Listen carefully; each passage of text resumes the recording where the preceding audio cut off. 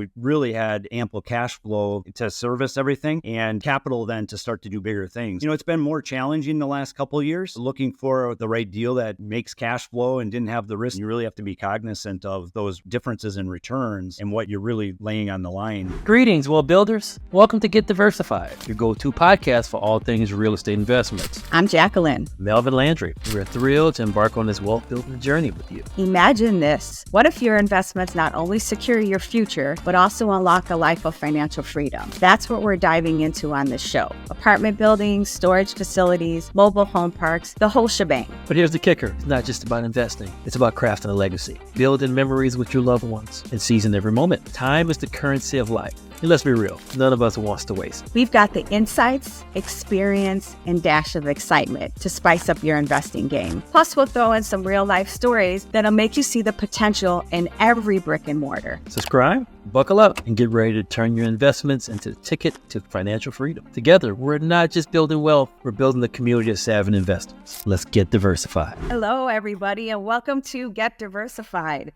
I'm your host today, Jacqueline Landry. Nice to meet everybody. And we are here with a very special guest, Jeremy LeMere. Welcome to the show, Jeremy. Hey, Jacqueline, great to be here. So I want to tell you a little bit about Jeremy, and then we're going to get this party started here. So Jeremy's an experienced and hands-on real estate investor.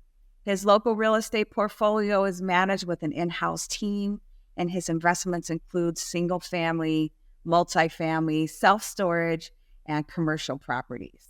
So that's a little bit about Jeremy. So Jeremy, let's jump right into this. And tell me a little bit more about yourself before we kind of get into the real crux of what we want to discuss today. Sure. I think, my backdrop and where I really started into this larger scale real estate started like everyone else. I had a W-2 job and I filled in, starting out on the nights, weekends, taking care of additional entrances into real estate. So maybe looking for some duplexes and purchasing that first one, migrating across from that to fix and flips when we ran out of capital to buy enough properties. So we were starting to do some rehab work, create capital, then buy up another property, hold it, and then do another flip, and then do another rehab to rent.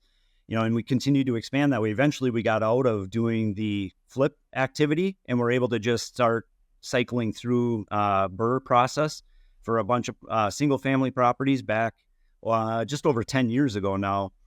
And that turned out really a great experience of renovation activity and creating the value without necessarily having to find investors. So we did that for probably about 6 years.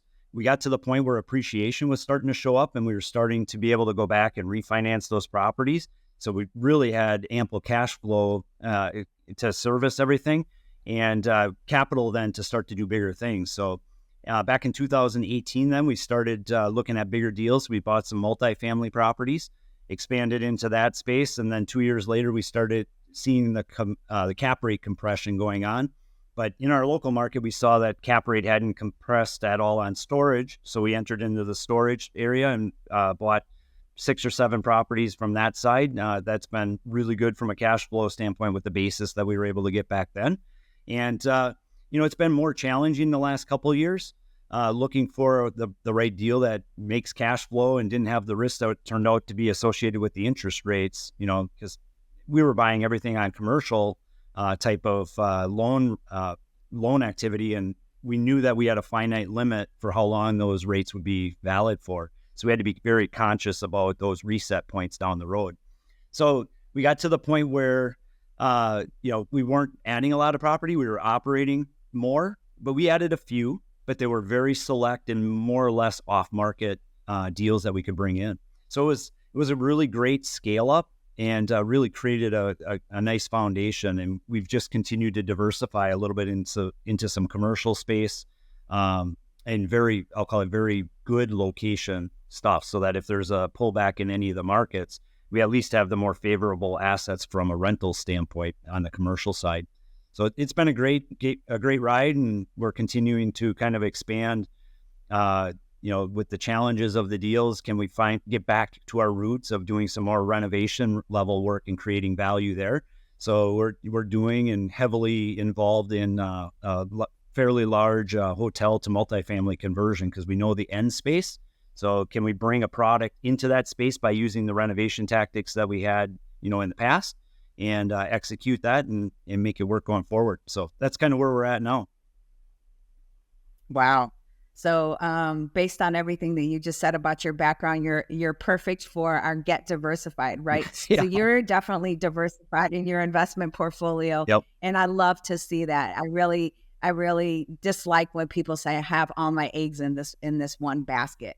So, okay, let's get on. So that's great background. Thanks for that, Jeremy. So let's talk about challenges and finding sponsors to invest with. And how do you complete enough due diligence? Yeah. So I started in the multifamily space, really, that fear of being too big, that project is just, that's too much to take on as an individual. Because we were doing all of our own investing and operating. We managed our own assets. We have an in-house property management company, so we knew that we would be taking on that scale, or at least that was the philosophy. But I really kind of started to shift a little bit from the standpoint of trying to find partners and kind of be more passive in that. As you mentioned, investing in someone else's syndication to take that workload out of our hands and shift that to long-term get into a passive state. So we started to explore that, as well as some local real estate that was available at the time in the multifamily space for our own. But like I mentioned, we were having fairly large blocks of capital that we could release from our appreciation and our other assets that we had. And so I needed to send that out for other people to complete the actual work of syndication rather than just ourselves. So I wasn't knowledgeable enough about multifamily to even, I believe, to properly go out and find a syndication partner to invest in.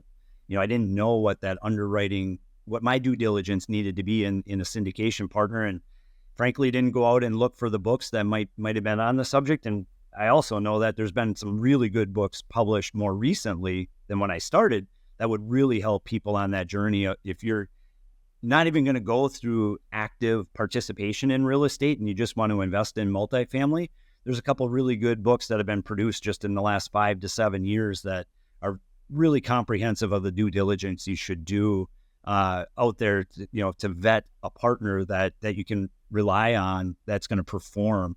And rather than just, someone sends you an email and you don't know anything about the person, you have no way to gauge the performance and their capabilities, and you really have to go through a lot more effort in order to find that partner.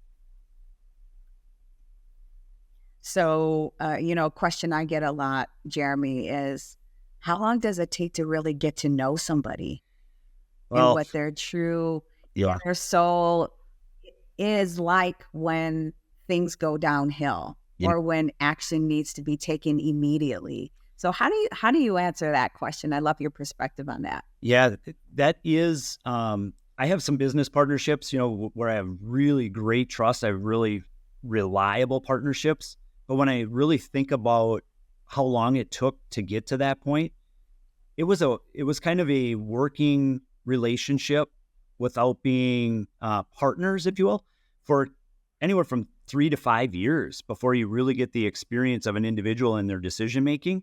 So for me, what I've really learned over the last 5 to 7 years of investing somewhat blindly, because you don't have that long-term relationship, is you need to be small and diversified.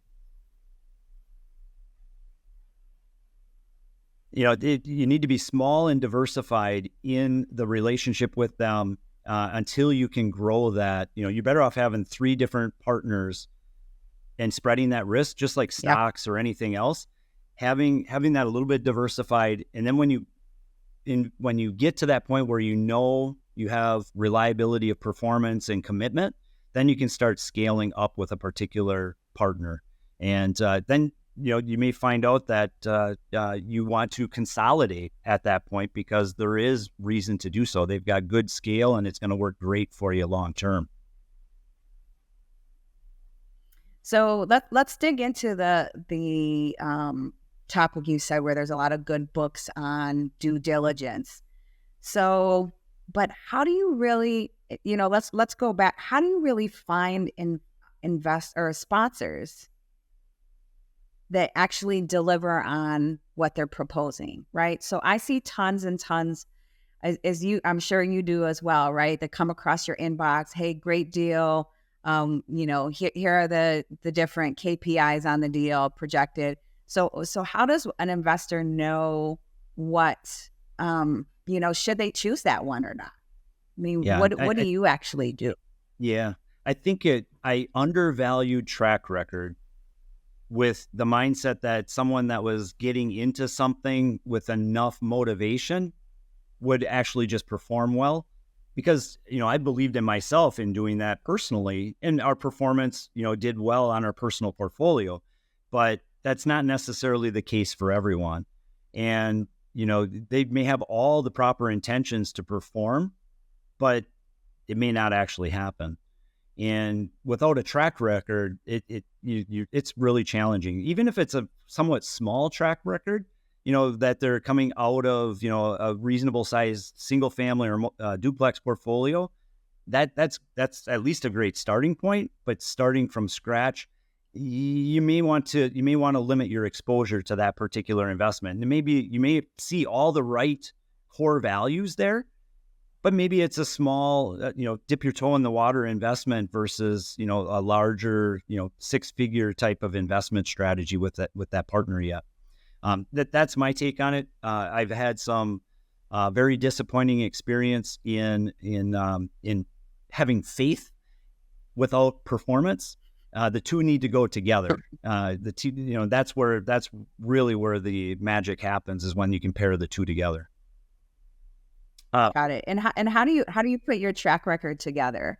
Yeah, so Jeremy, is it just, here's what we proposed, here's where we landed? Do you look at it from a cash standpoint? Like, how do you put that together? Yeah, I really want to understand the projects and really the intricacies of the projects that they've done. And the thing that I found more recently is there's been a shift over the last 2 years, right, where lots of folks could do lots of magic if you go back from 2022 and before. So you really need to be careful of that situation, because you can almost flip anything and make it work. But the reality now, you have to have a real financial skill or an acumen to understand and make course changes to compensate for that. And you have to ask lots of tough questions. And there's numerous times where I've had syndicators, looking for, I'll call it easy money, and they don't want to answer the questions. They don't take the time to either have a portfolio of detailed enough information to share that with you, and you feel like you're disrupting them in order to get the information you need to make a good decision. So you make a decision to go that way because, gosh, they're pushing back this hard. Maybe they're that good, kind of thing, because they don't need to provide that information to anybody. Well, maybe that was the case 2 years ago, but certainly today you should be asking those tough questions about performance of assets and getting candid answers of assets that aren't working well, but some of their assets are working well. And these are the reasons they're not. And just making sure that on a specific deal that you're entering into a deal that has the right underwriting for the times that we're in and the go forward, right? You're not necessarily investing in the deal that they did 18 to 24 months ago that's struggling. You're investing in a deal going forward, but you need to understand and whether they are honest with their intent, and have good integrity with sharing, the struggles and the realities of it, because you're going to want that same conversation style when you're talking about the deal that you're about to invest in. So those are some of the kind of key things. And I do like to look at track record of performance of deals, when they're going through this tough time. And I don't need them to be making money. I just don't want them to be falling by the wayside. If they're able to just get them to go across in these tough times, it's like everybody else. When you have tough times, if you can keep your bank account from going negative, that sometimes is your only goal to get through, poor or, really bad recession activity. Yeah, absolutely. Absolutely. So, just, talking about red flags. If I ask somebody, can you tell me a little about what you've done in the past? If they say, oh, I don't have time for that, I run the other way. Yeah. There's no way that I even can continue the conversation, right? And I'd love to know too, how much money they're putting in, experience level. So I love to get down into that too, because at the end of the day, these sponsors are general partners, right? They control, the project, the CapEx, the decision making. What if something goes wrong? How fast do they pivot? And that's all super important to just, understanding how they will operate as an individual or even as a team. Yeah, agreed. So yes, very. So what's the secret sauce in finding reliable partners? If you can name like 3 things or three words to describe a reliable partner. Yeah, for me, the foundation starts with honesty and integrity. Those two are really super important. I mean, good times or bad times can be managed with that kind of conversational style, and then track record or experience is obviously is going to be highly favorable when you get into tough times. So I really try to underpin those 3 elements going into an investment strategy or a partnership in general with anybody. Yeah, and I love the honesty, right? So a lot of, I've been around situations where a deal wasn't going exactly great and it was never mentioned. It was never discussed. Yeah. And then all of a sudden there was a big capital call, right? So being honest is critical, right? If something is going downward, okay, what's the situation now? What are we doing to improve it? And where do we want to go? Yeah. Right. And just being transparent with your investors on that, so that there's not this big blow up at the end if things don't go your way. Yeah, I agree. And, it's really interesting when that happens because, syndicators there's a little bit of fear of what their investors may say, but you need, as a syndicator, and we have several syndicated properties, and that you need to understand and how to work with your investors and what their concerns are. And if you don't listen, you're not going to be good at managing and handling and, bringing back reoccurring investors as a syndicator yourself. So that's important. Absolutely. There's a lot of personalities in investors. So you need to learn what they are. It'll help broaden your pool of investors in general if you can learn how to manage and, frankly, adjust your business practices to a wider variety of investors, right? If you have a more stable platform, fewer of the investors will be a challenge to you because you've built good deals, and some of those quirks and problems that happen with certain investors and the concerns just aren't there if you can build the right deal and put those particular investors in those deals. Absolutely. So what horror stories have you seen in your many years of experience with a bad sponsor, or maybe you on the other side as a passive investor? Sure. Talk to me about some of them. I think that's important for our viewers and listeners to hear about that stuff, because folks, it's not all roses and flowers in the pasture, right? With real estate. That's what we always talk about, but what we don't talk about is sometimes those things that go wrong. So share with us one of the stories, 1 or 2 of the stories that just didn't go well. Sure. So I've had, as a passive investor, placed funds in a deal and it just doesn't perform. And to your point, I think you mentioned earlier about they just go dark and they don't share any information about it. The financials stop coming in, or the financials become more vague, or you really have to dig in to figure out what's going on to support the activity. For example, if you're not paying attention or don't know how to read the balance sheets, and you're not catching the fact that there's GP loans being used in the business activity to support it, it's effectively taking your equity and reducing your equity without you knowing it, and it's not being necessarily fully communicated that way, unless they actually put a note out that actually tells you to that extent. That's one thing. So, a person's individual financial acumen, you may have the information being conveyed to you, but if you can't understand it from the financial statements, you may be missing some key stuff before those capital calls, come to you. Those subtle indicators. Wow. Did you find that, Jeremy? What's that? Did you find that when looking at this deal that there were underlying loans? Yeah. And I've got one particular deal. We'll be hopeful if we get 20% of our investment capital back as they underwrote the deal, and then they continue to have challenges with the deal not being able to perform, and frankly, the syndicator can get too far away from the operation of the deal. And, they got property managers in there and things like that. And there's all kinds of excuses from step to step and conversation point to conversation point. You have contractors working on the projects, the property managers trying to address the contractor stuff, while the owner is trying to have the discussion, and then the owner is trying to convey to us, the investors, right? There's all this separation telephone game, and lots of selfishly, right, pieces fall off because they don't want to share them because they're not pleasant to have to share. And, at some point it shows up in the financials and you can't fix it when it's gone past. So that's one side of it. Wow.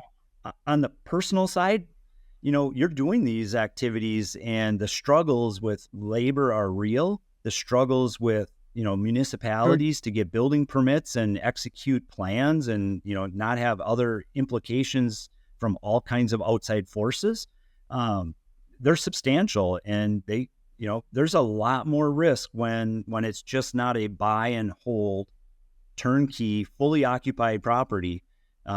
There's a lot of risk there. And 14% return may look great, but it's really easy to go to negative returns, because of the risks associated with all of those things, because there's timelines that working capital that's needed to fund things as you're going through renovations and, vacancies and trying to get back up and running, and the cost of those activities can really create some challenges. And you really have to be cognizant of those differences in returns and what you're really laying on the line for what's within control and what's out of control. Got it. So do you like projects or multifamily projects with lower CapEx or higher CapEx? Or does it depend? I would say that I prefer to invest in lower CapEx items because I don't have visibility to the process. And yet my history has always been to gravitate towards higher CapEx personal projects because I have good experience and able to maintain pretty good control over timelines and very creative in execution methods. So, I kind of go both each, whether it's personal or outside, I go in kind of two different directions just because of my capabilities as an individual. Got it. You gave the consulting answer. It depends. Well, I have an engineering background, so I have a serious project management and operations orientation. So, being able to read financials, make adjustments, make investments that are targeted for returns is just part of my backdrop. So for me, that's great. But if I'm investing in another partner, I don't know if they have all of that capability within the team from a GP structure standpoint. To be able to keep track of that. Good. Absolutely. Yep. Yeah, we're kind of like you on our side, right? So we go in, we renovate, and we don't have to renovate to get the higher rents that we have, but we tend to do that because that's the kind of properties that we have. And I would say, depending on the strength of the team, with the, multifamily CapEx, it would really depend on what is of liking to me at that particular time, right? And I think the answers change too, right? What you may like today may not be what you like tomorrow, right? Depending on what's going on. Did interest rates just drop, 300 basis points? Or, did something else happen? Did we get a new president? So on and so forth, right? So much just plays into, the answer as to what you like and what you don't like.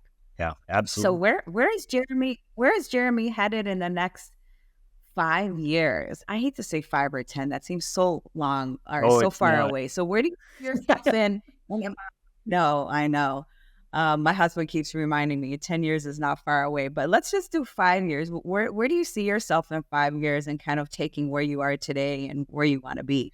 Yeah, so we've got a lot of syndications that are going to be coming, especially if the interest rates start, coming back a little bit. Our syndications are primed. They're coming into their exit time frame over the next 1 to 5 years. So we always tell investors we're kind of in the 5 to 10 year hold period. So we're starting to hit that threshold where we're going to be marketing the properties and or even casually taking offers on properties. And if we get the right kind of deal at the right point, we'll exit those. And when we do that, that'll relieve us of our management and syndication activities.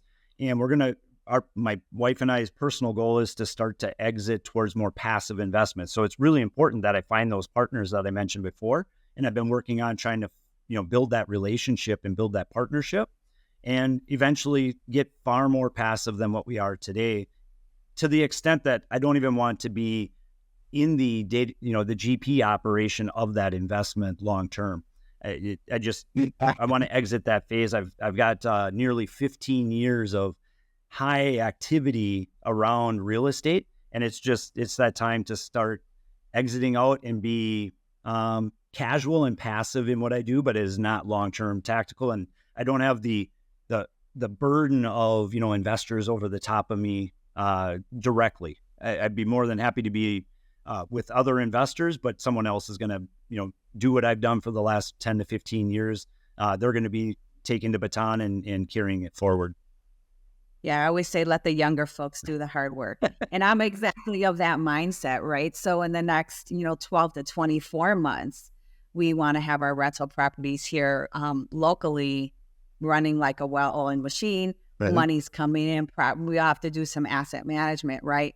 But the long-term goal for us is the same, right? When you get to a certain point, you just be passive. You and your wife can go sit on a beach somewhere if you want to. Meet more investors, get into whatever you want to get into. But it's all about, working really hard for, a number of years. Yep. And I think a lot of people that get into the investing realm of the world, right, think that you can invest, one time and then you're ready to quit your job or you're ready to retire, you're ready to stop working hard. I don't know about you, but I'm working harder than I did when I had my W-2. Agree. But that is not the goal, right? Correct. The goal is for the next 2 to 3 years, continue to work really hard and then start tapering that down just like you are. And that's a great story. And I'll need to make sure my husband watches this one with me and you so that he knows we eventually should taper it down. He's super strategic and just very, very eager to always continue to do more. But I think, obviously as you get, your investments come, full circle, right? Then you have the decision to make on, are you ready to tone it down or do you want to, tone it up? Yeah, I consider it, it's a common thing. The effort and dedication and, full commitment provides performance in a lot of different industries. Real estate is just one of them. Many people hear about, the luck that folks have in the startup company phase, right? The tech space. And these folks work night and day. They talk about sleeping under their desk kind of thing. And, eventually the company goes public and they get all of the fruits of that effort that they've done over those years. It might be 3 to 5, in some cases could be almost as much as 10 years. But that's the dividends that they get, right? In real estate, it's that capital gains that you really achieve over time. Hopefully you're making cash flow. We need to get back more to the cash flow model in the middle of that. But, that growth over time and the pay down and all of that stuff is that kind of stored up piggy bank that you get to capture on the back end after all of that hard work. Yep. So Jeremy LeMere and his wife are taking it public, folks. We heard it here today on Get Diversified. They'll be ready to be toning it down and spending more time doing the things that they love with whom they love. So, Jeremy, how can people find you if they want to reach out and talk about something that, anything in your background or what we discussed here today? Sure, they can reach out to me through jeremy@lemere.com is my direct email. Obviously, pretty transparent there, jeremy@lemere.com. You can also visit Navigator Wealth Fund, and you can get connections and schedule a session with me if you want to talk about what we do from a syndication standpoint, or if you want to talk about anything else, goals or whatever. I'm always open to conversations. I do mentoring stuff for folks in one of the national platform programs, but it's just natural for me to help people. It's why I do the mentoring, is to help folks get through the past of my past to where I am today, that they can get an understanding of that and achieve it on their journey as they're getting started. Fantastic. Well, Jeremy, it's been a real pleasure to have you on the show today. And I wish you the best of luck. And hopefully one day we can do a business deal together, joint venture or something, but just Sure. Something that makes sense and that is on the same path. Sure. Awesome. Love it. Thanks for having me, Awesome. Jacqueline, and have a great day. You as well. Bye-bye. Jacqueline and Melvin, thank you so much for taking time out of your busy day to listen to this episode of Get Diversified. Please make sure to subscribe to our podcast so you don't miss out on future episodes. Finally, stop by our website and follow us on social media. Ciao for now. Make it a great day, and we'll see you next time. And remember, get diversified.